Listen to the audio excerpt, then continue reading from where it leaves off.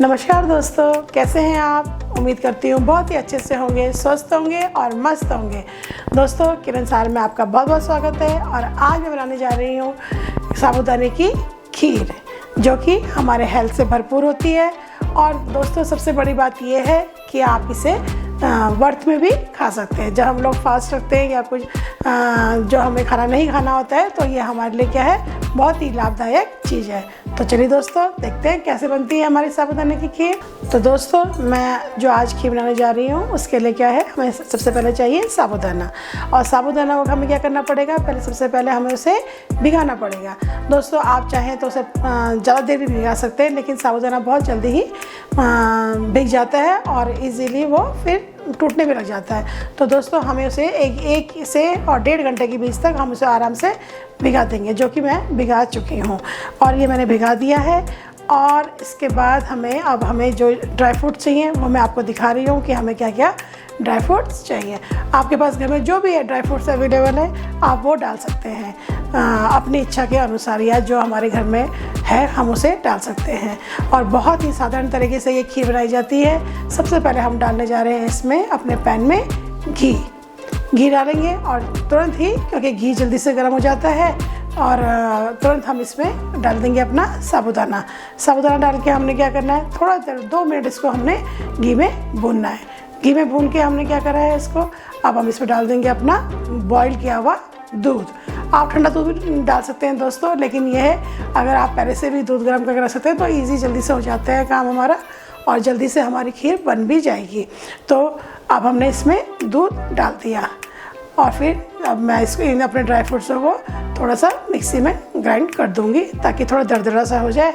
तो मैं इसके लिए मखाने, मूंगफली और काजू और बादाम को मैंने लिया है, जो कि मैं इसमें डालूंगी। और मैं इसे पीस देती हूँ, फिर दिखाती हूँ आपको कि कैसे बनी है हमारी खीर।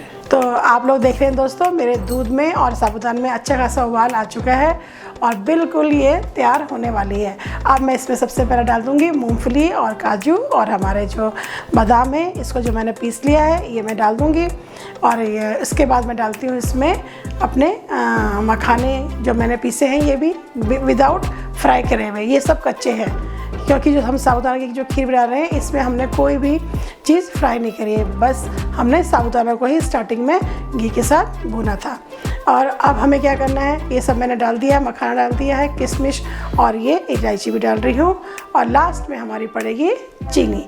दोस्तों, चीनी आप अपने टेस्ट के अकॉर्डिंग कीजिए। कई लोग बहुत हल्का खाते हैं, कई लोग बहुत तेज़ मीठा खाते हैं, तो आप इसको अपने टेस्ट के अकॉर्डिंग डालेंगे। तो चलिए दोस्तों, मैंने ये सब चीज़ डाल दिया है और लगभग मेरी जो है खीर वो बिल्कुल होने वाली है तैयार। और अब हम खाएंगे इसको, क्योंकि आज मेरा फास्ट भी है और मैं इसे ज़रूर खाऊंगी और फिर बताऊंगी कैसे बनी है हमारी ये खीर। तो दोस्तों, मेरी तो खीर हो गई थी तैयार, लेकिन मैंने इससे क्या करा है, अनार से थोड़ा सा गार्निश कर दिया है।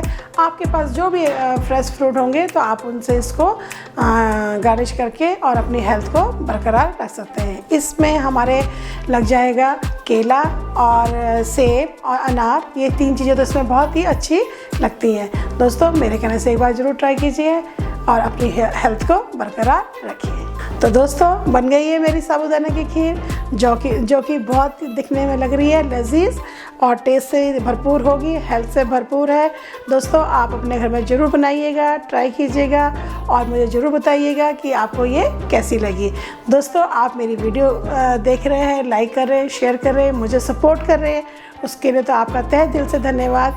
लेकिन जो दोस्त मेरे साथ टच में नहीं है, वो मेरे कमेंट बॉक्स में मुझे प्लीज़ कमेंट करके बताइए कि ये आपको कैसा लगा।